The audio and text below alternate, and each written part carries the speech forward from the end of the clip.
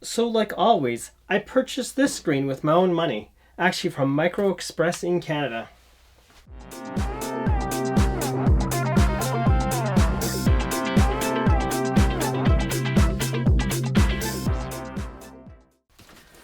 So this monitor is literally about $200 cheaper here in Canada than the 27GL850.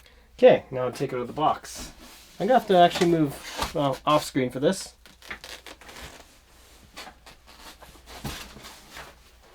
Okay, now we have the box all full of all the toys in here. For now, it's gonna go off to the side.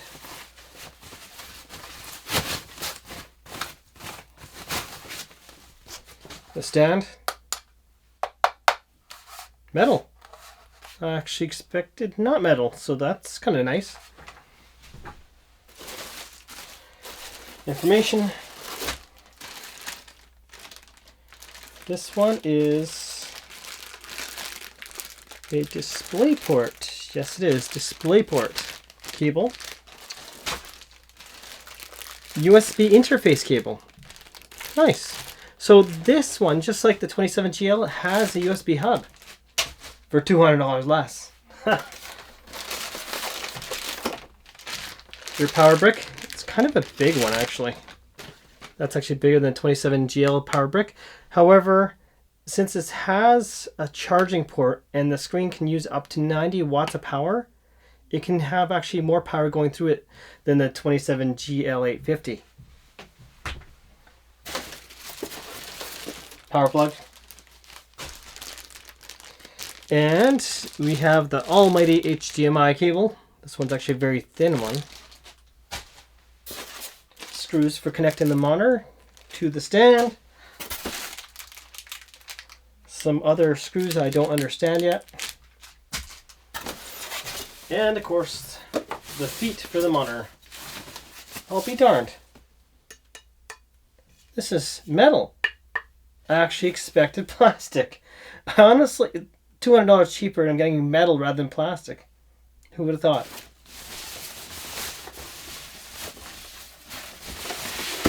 I've never seen this monitor in person. I actually saw it online and I kind of like the idea of, well, VA for the better contrast, but the problem is finding one that's good for games. So I have a habit of not reading instructions and, well, I'm going to play it by ear because I didn't read any instructions and see how difficult or simple this is to install. I see screws here, screw holes there, screw holes here. Well, that seems pretty darn simple. So, tightening it up, and well, the screw's going not very far distance actually. So the one screw's tightened, and these screws go almost all the way. It seemed almost like I was making a mistake.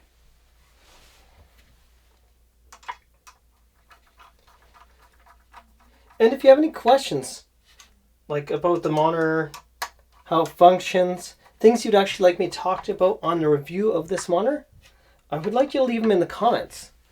I'd actually like to hear questions, even if you think it might be it might be silly. Because honestly, they're no real stupid questions.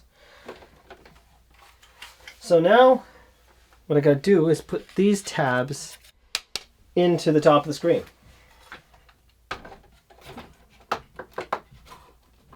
So we're gonna slide it in and then up.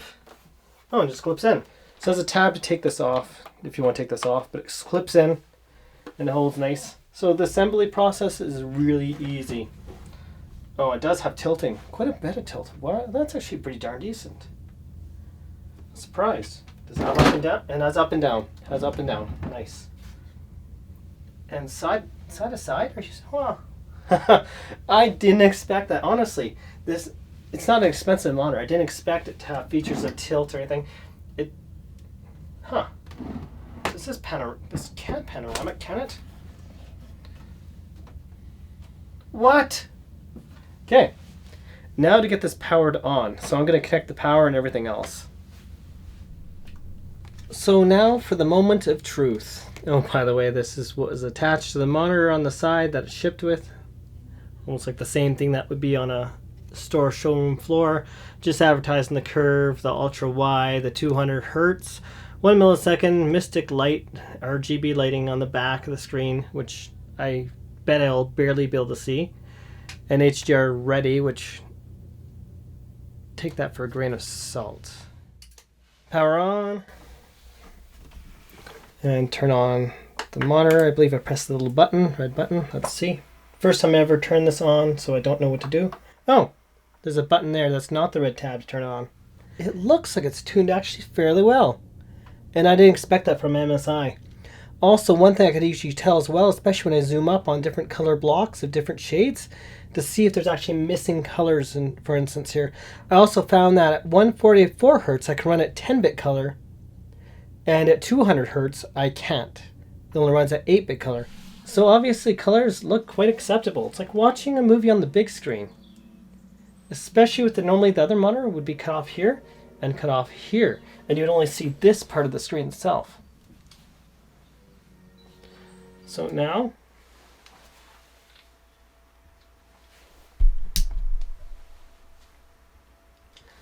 so my initial impressions of this monitor, definitely really good and quite impressive thus far.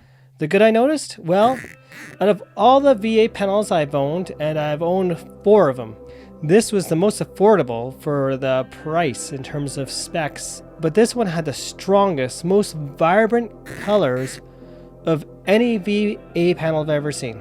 In fact, it matched actually a good IPS monitor, and IPS has the strongest, most vibrant colors out of the 3 different LCD technologies. So between TN having the worst, and VA is normally the next, and then IPS is usually the best.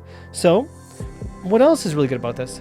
Well, this particular monitor actually has USB DisplayPort alternate. So this means that it takes USB and USB cable that has DisplayPort functionality, and through it you can actually display, rather than using a DisplayPort or HDMI, it can display all your images through the USB and do data transfer through that one USB-C cable.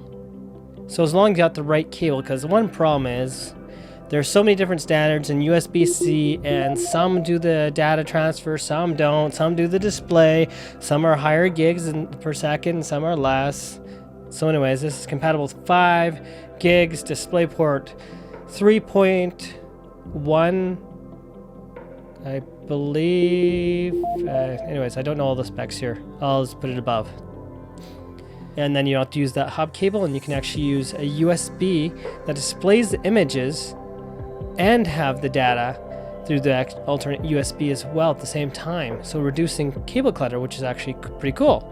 The value is extremely good, and this will be the first time I'm going to try that, and I want to try with adaptive zinc. So, other benefits. Well, it has a metal stand, and, well, the other monitor is plastic. So, but now, what are the weaknesses? The weaknesses, well, for one, low motion blur causes a reduction of about 50% in brightness. This is what I noticed. And I believe what it does is black frame insertion. So you have a frame, black frame, black frame, which would actually reduce the brightness. And I believe that's also, if I'm not mistaken, at least to my eyes, is reducing the contrast massively. It takes up more room in the desk. So if you have the 27GL, let's say it takes up this much space. Well, this one takes more like that much space. So on your desk, it takes a lot more, because I had room normally for my keyboard and mouse to actually play back and forth. But then when I actually use the other screen, my keyboard's almost right to the edge of the table. Also, one thing you'll notice versus IPS versus to this VA is viewing angles are absolutely kind of horrid.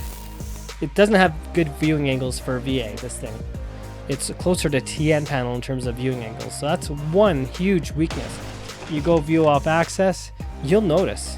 But for gaming, it was actually quite nice, actually. It had a nice feel to it, that nice widescreen. For, let's see, video editing, content creation, well, being more reduced like this meant my timeline below where I put added blocks. So if you're doing lots of detail in your timeline, it's actually not as good as a standard size screen. because now I reduced how much room I have with working with effects and other sound effects and sound channels, video channels, and I have to shrink my video preview smaller. HDR can use 10-bit is because it pushes, it's basically, you have your image and they shift the bright to brighter and shift the dark to darker. So you have to be able to display more detail in that brighter image, and in the darker image, that means you need actually more color options, more tone options. So how about how clear the images were considering it's 1080p resolution? Well, this ultra wide is not quite the same as as regular 1080p. It's not a 20 by 1080 like a regular screen is in 1080. This is a 2560 by 1080, which of course means there's more pixels across the screen since it's wider, but squished in a little more than the other screen. If I took this out of the box and put it side by side, you'll actually see this one is a little bit shorter here and longer. So you actually have a higher pixel density than if it was truly 1080p. Okay, so if I go by examples of different screens, for instance, in PPIs, this is the one's about 93 PPI, which is actually making it good enough that most people shouldn't even be bothered by the resolution, like the pixel density at all. Even if you had 4K, you need a higher end display port to get that frame rate as well. So in most of the high hertz monitors, like 200 hertz, you're not going to get 200 frames per second in 4K, even with a 3090, unless you want to go play on low quality or maybe medium quality. You might be able to do it. I'm happy that the curve on this monitor is not more intense. I'd rather an 1800R, which is less of a curve, would have been a little bit nicer because that curve is quite sharp, but it's not overly bad. Buying this monitor for the RGB lighting, it's absolutely a waste of time even hoping it's good. You'll have to add your own lighting like I did to the back of the 27GL850 if you look at my Monster review, my Monster LED review. I can put it above here so you can actually see that. You have to get something like that strips whatever strips you choose. If you like this format for this discussion thing where I go over different tech, please leave a comment below, and maybe I'll actually do more of this if I get enough people viewing and discussing different things on my videos where I just simply discuss tech. Anyways, thank you very much for watching, and have yourselves a wonderful day. This is not BIOS, tech and hardware.